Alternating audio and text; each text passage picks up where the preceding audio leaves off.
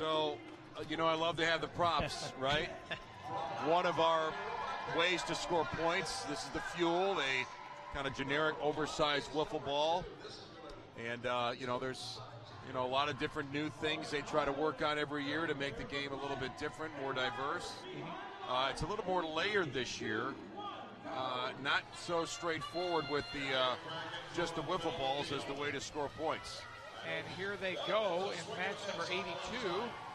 And looks like no score by, and look at this, we got a score by the Blue Alliance, taking an early lead. And that gear right there dropped by the Livonia Warriors, so they're going to start with a pretty big deficit here.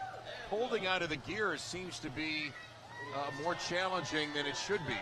Why is that? It's especially when you're making that transfer onto the peg. Like I said, it's just the holes in the gear are not that much bigger than the size of the peg that they're trying to put it on. So it's really easy to be off a little bit, especially in autonomous where it's pre-programmed, and just have it fall on the ground. Yeah, and the peg itself is a spring, is the makeup of it, so it's not a rigid pipe. It's not in a very specific position, so it's difficult to get a robot to do that autonomously. Again, quick scoring by all three members of the Red Alliance. Yep, so Blue has been sitting at 2 rotors for a while. I think Red is now at 2 rotors as well. Yeah, Livonia having difficulty. The gear they dropped in autonomous is blocking the center cell on the airship for their robots. That's the second time they've struggled at the center, going around to the side both times to recover. So still a 20-point advantage for the Blue Alliance. Now they jump that up to a 60-point lead.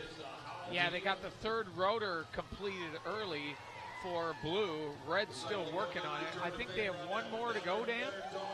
It looks like one more, and I think it's just been delivered. Yep. Yeah, so this is all going to come down to hangs. Red has to get all 3 hangs to win and hope that Blue misses one. And they move another gear up. 3 rotors moving for both alliances. This is pretty tight coming down to the last 30 seconds. See, we got a lot of robots not by their airship at this 30-second mark, so a lot of robots trying to do a little bit more before going for the hang. Only 18 seconds left now. Red Alliance has Red one going up. They got robot. 1 going up, 2 going up. If Blue gets the third, they'll certainly win. Red with the third climbing. And Blue's if Red got gets one. The third, Red is 1 short. Oh, and Blue couldn't wins. get it up.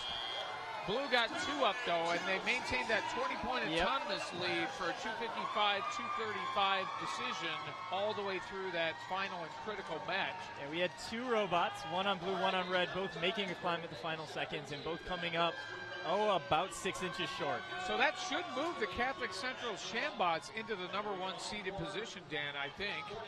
I believe you're right, yep. Yep, so that was a pivotal match, last match 82 of our qualifying series, determining who's number 1 and getting the privilege of the first pick, and it is Blue. Yeah, Blue Alliance wins, so the scores don't exactly blow us out of the water per se, but very competitive. And both teams seem to, compete very well, especially towards the end.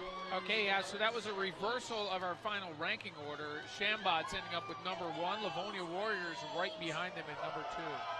And that's something we've kind of been talking about all year, is if you get more climbs than the other team, you can win. So Red, if they got their third robot up, climbing at the end, that would have been 50 more points and enough to take the match.